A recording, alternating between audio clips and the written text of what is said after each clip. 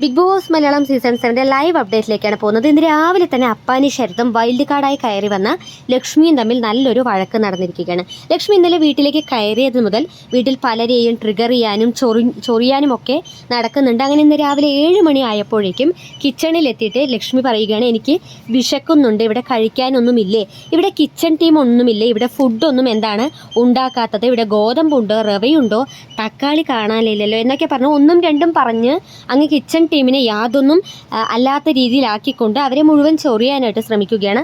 ഈ സമയത്ത് ക്യാപ്റ്റനായിട്ടുള്ള അപ്പാനി ശരത്ത് അവിടെ നിൽക്കുന്നുണ്ട്. അപ്പാനി ശരത്ത് ലക്ഷ്മിയോട് പറയുകയാണ്, ഇത് കിച്ചൺ ടീമിൻ്റെ ഏരിയയാണ്, അവർ ഫുഡ് ഉണ്ടാക്കി തരും, പിന്നെ ഗോതമ്പുണ്ടോ, റവയുണ്ടോ, തക്കാളിയുണ്ടോ എന്നൊന്നും ചോദിക്കേണ്ടത് റേഷൻ കടയല്ല.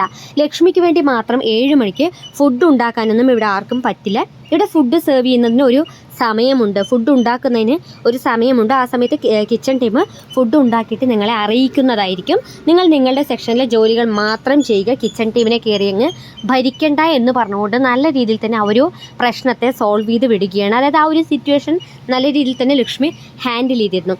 അങ്ങനെ ലക്ഷ്മി മനഃപൂർവ്വം കിച്ചൺ ടീമിനെയും വീട്ടുകാരെയും എല്ലാവരെയും ചൊറിയാൻ വന്നതാണ് എന്നുള്ളത് അപ്പാനി ശരത്തിന് മുൻകൂട്ടി തന്നെ മനസ്സിലായത് കൊണ്ടായിരിക്കാം ഒരുപക്ഷെ ലക്ഷ്മിയുടെ ആ ഒരു മനഃപൂർവ്വമുള്ള ട്രിഗറിങ് അവിടെ ഒഴിവായത്. എന്തായാലും ലക്ഷ്മി മാക്സിമം വീട്ടുകാരെ ട്രിഗർ ചെയ്യാനും ചൊറിയാനും ഒക്കെ കണ്ടൻറ് ഉണ്ടാക്കാനും ഒക്കെ ശ്രമിക്കുന്നുണ്ട്.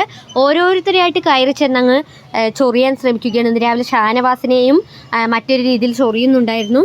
അങ്ങനെ ലക്ഷ്മിയുടെ ഗെയിം ലക്ഷ്മി തുടങ്ങി വെച്ചിരിക്കുകയാണ്. ഒരുപക്ഷെ Big Boss Malayalam season 7 wild കാർഡായി കയറി വന്ന ലക്ഷ്മി ഗെയിമിനെ മാറ്റിമറിക്കുമോ ഇല്ലയോ എന്നുള്ളത് നമുക്ക് എന്തായാലും കാത്തിരുന്ന് കാണാം.